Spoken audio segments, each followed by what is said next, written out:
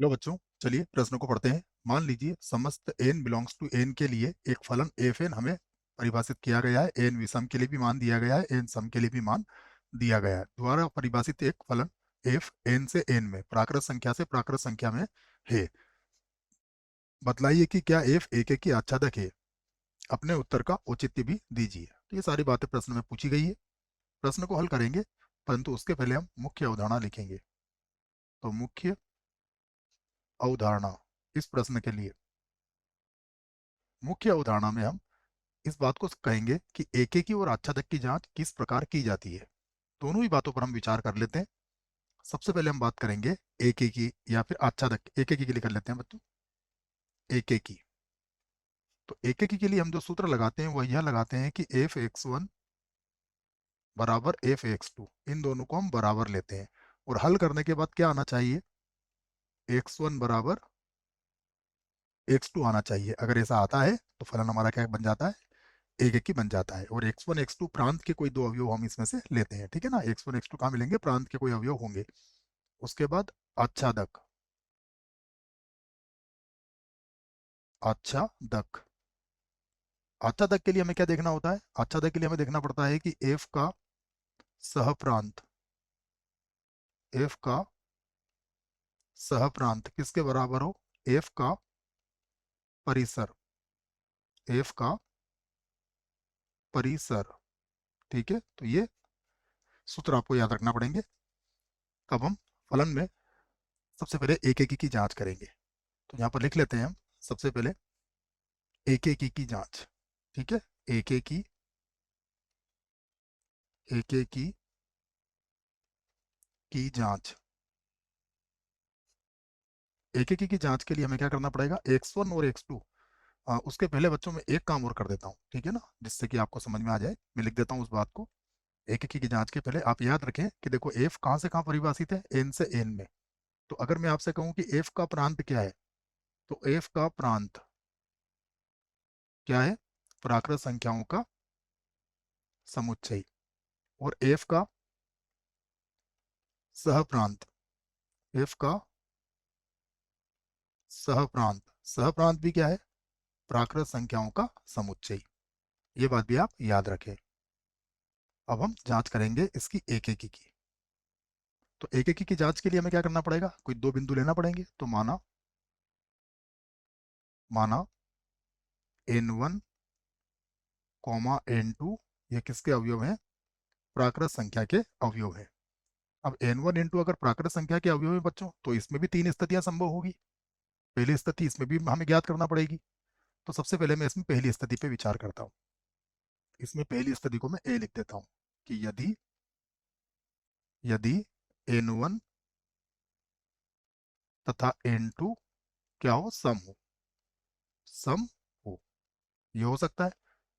यदि ये सम हो तो फिर लिख लेते हैं हम एफ एन वन बराबर एफ एन टू। इन दोनों को बराबर लेके देखते हैं क्या आता है। तो देखो यदि एन सम है तो एन बटा दो आएगा। तो यहाँ पर लिख लेंगे हम एन वन बटा दो बराबर एन टू बटा दो। अर्थात क्या आया, एन वन बराबर एन टू आ गया हमारा। इसका मतलब इस स्थिति में तो एक ही होगा। ठीक है, दूसरी स्थिति पे विचार करते हैं। दूसरी स्थिति में यह हो सकता है कि एन वन और एन टू क्या हो, विषम हो, विषम हो। ये विषम है तो इस स्थिति पे भी देख लीजिए आप, तो क्या होगा, एफ एन वन बराबर एफ एन टू लेंगे हम। तो देखिए उस स्थिति में क्या हो जाएगा, ये हो जाएगा एन वन प्लस एक बटा दो बराबर हो जाएगा एन टू प्लस एक बटा दो। तो यहाँ पर दो से दो कट जाएगा, एक से एक कट जाएगा, क्या आ जाएगा, यहाँ पर आ जाएगा एन वन बराबर एन टू। ये आ जाएगा हमारे पास। ठीक है, तीसरी स्थिति पे विचार करते हैं। तो मैं लिख लेता हूँ तीसरी स्थिति। तीसरी स्थिति ये हो सकती है कि एन वन तथा एन टू सम तथा विषम हो, सम विषम हो में एक सम तथा दूसरा दूसरा विषम विषम हो। ठीक है, ये भी संभव है। तो यहाँ पर क्या होगा देखो, इन सम है और हमारे पास n2 क्या है, विषम, कोई सा भी एक सम और विषम हो सकता है। तो यहाँ पर फिर से मैं लेता हूँ एफ n1 लेना पड़ेगा, ठीक है ना। मैं n1 को ही सम ले लेता हूँ बच्चों, ठीक है ना, n1 को मैं सम ही लिख देता हूँ, जिससे कि n1 तथा n2 में n सम, ठीक है, ऐसा लिख लेते हैं इसको, जिससे कि मान रखना भी आसान हो जाएगा। ठीक है, क्या लिख लेता हूँ मैं कि n1 तथा n2 में n तो क्या हो गया मेरा, n1 तो क्या हो गया सम, n1 को मैंने सम ले लिया तथा n2 को मैंने विषम ले लिया। तो ये बनेगा एफ n1 बराबर एफ n2। अब देखिए एफ n1 बराबर एफ n2 अगर आप लेते हैं तो क्या मिलेगा आपको, ये सम के लिए क्या था, n/2 था। ठीक है, तो n1 को हमने सम लिया है, तो ये हो जाएगा n/2, सॉरी n1/2, और ये हो जाएगा n2 प्लस 1/2। यहाँ 2 से 2 कट जाएगा, तो ये हो जाएगा n1 बराबर n2 प्लस 1। ये बात भी सही है, देखो आप, यदि n1 आपका सम है तो n2 को विषम होना पड़ेगा, और अगर अगर इसका उल्टा भी आप सिद्ध करते तो n2 को अगर आप सम मानते तो फिर n1 आपका विषम हो जाता है। इसका अर्थ क्या हुआ, तीनों स्थिति में क्या है हमारा, बराबर आ रहा है। तो यहाँ पर हम कह सकते हैं कि अतः अतः एफ क्या है, एक एक ही है। अतः एफ एक एक ही है, तो एफ तो हमारा एक एक ही हो गया। अब हम जांच करेंगे इसकी आच्छादक की। तो यहाँ पर लिखते हैं आच्छादक की जांच।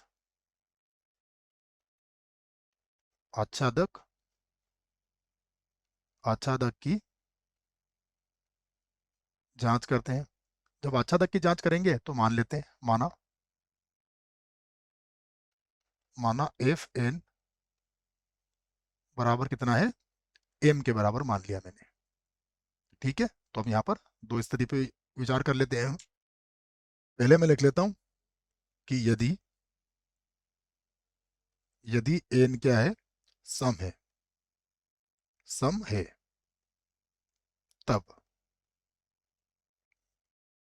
देखिए यदि एन सम है तो एम बराबर क्या हो जाएगा, एफ एन बराबर n/2 बराबर कितना हो जाएगा, एम। यही बनेगा, देख लीजिए, यदि एन सम है तो एफ एन का मान कितना होगा, यदि एन सम है तो एफ एन का मान होगा n/2। तो यहाँ लिख दिया मैंने n/2। तो यहाँ से अगर हम n बराबर लिखें तो n बराबर आ जाएगा हमारे पास 2m। अब आप देखिए यदि n सम है तो इसको इस प्रकार से समझेंगे हम, इसको यहाँ से लिख लेता हूँ मैं एक बार और। देखिए क्या आया हमारे पास, n बराबर 2m। तो यहाँ पर देखिएगा m belongs to capital N के लिए देखो n सदैव सदैव सम होगा, सम होगा। इसका मतलब m का मान जो है कोई भी प्राकृत संख्या हो सकता है, इसमें से ऐसा कोई अवयव नहीं छूटेगा जो कि n के लिए नहीं हो। ठीक है, तो हमें भाई बताना क्या है, हमें हमें बताना है कि ये जो हमारे पास प्राकृत संख्या में फलन परिभाषित है, इसमें जो इधर वाला n है हमारा, इसमें से कोई भी अवयव नहीं छूटना चाहिए, सभी अवयवों का प्रयोग होना चाहिए। तो यहाँ देखिए, यदि m आप यहाँ से लेते हैं तो m का प्रत्येक मान आप प्रयोग में लेके आएंगे, मतलब कोई भी अवयव नहीं छूटेगा। हर स्थिति में n क्या मिलेगा आपको, 2 से गुणा हो रहा है तो सम ही मिलेगा। दूसरी स्थिति देखते हैं हम, जैसा भी आपसे कहा था मैंने, विषम के लिए देख लेते हैं। तो फिर से लिखूंगा मैं, यदि यदि n क्या है, विषम है, विषम है, तब तब देखिए n+1/2 बराबर कितना हो जाएगा, m। तो यहां से देखिए m बराबर क्या हो जाएगा, 2m-1। और यहाँ पर भी देखिए ध्यान से कि यदि मैं m का मान कोई भी प्राकृत संख्या रखता हूं तो सदैव, या के लिए पूरा बना लेता हूं, के लिए n सदैव n सदैव विषम होगा, विषम होगा। दोनों ही स्थिति में आप देखेंगे तो m का मान क्या आ रहा है, m का मान प्राकृत संख्या है। और यदि m का मान प्राकृत संख्या है तो इससे हमारा तात्पर्य क्या है कि यहाँ पर हर अवयव का प्रयोग होगा, मतलब परिसर और सहप्रांत बराबर हो गया। तो हम कह सकते हैं कि f का परिसर f का परिसर f का परिसर किसके बराबर आ गया? अब प्राकृत संख्या के बराबर आ गया। और यदि प्रश्न को आप देखोगे तो f का सहप्रांत भी प्राकृत संख्या ही था। f का सहप्रांत ये भी प्राकृत संख्या ही था। दोनों बराबर आए तो हम कहेंगे अतः f क्या है? आच्छादक है। f आच्छादक आच्छादक है। तो प्रश्न में हमसे दोनों बातें पूछी गई थी, हमने बातें समझ ली है। मैं एक बार प्रश्न की ओर फिर लेके चलता हूँ आपको। हमसे क्या कहा था? बतलाइए कि एफ एक एक की आच्छादक है या नहीं है। तो हाँ, हमने क्या किया? हाँ, एफ एक एक की आच्छादक है। हम लिख लेंगे इस बात को, है। अतः एक बार वो लिख लेते हैं। अतः एफ एक एक की आच्छादक एक की आच्छादक है। ये हमने उत्तर दे दिया है। आशा करता हूँ बच्चों प्रश्न का उत्तर अच्छे से समझ में आया होगा। धन्यवाद।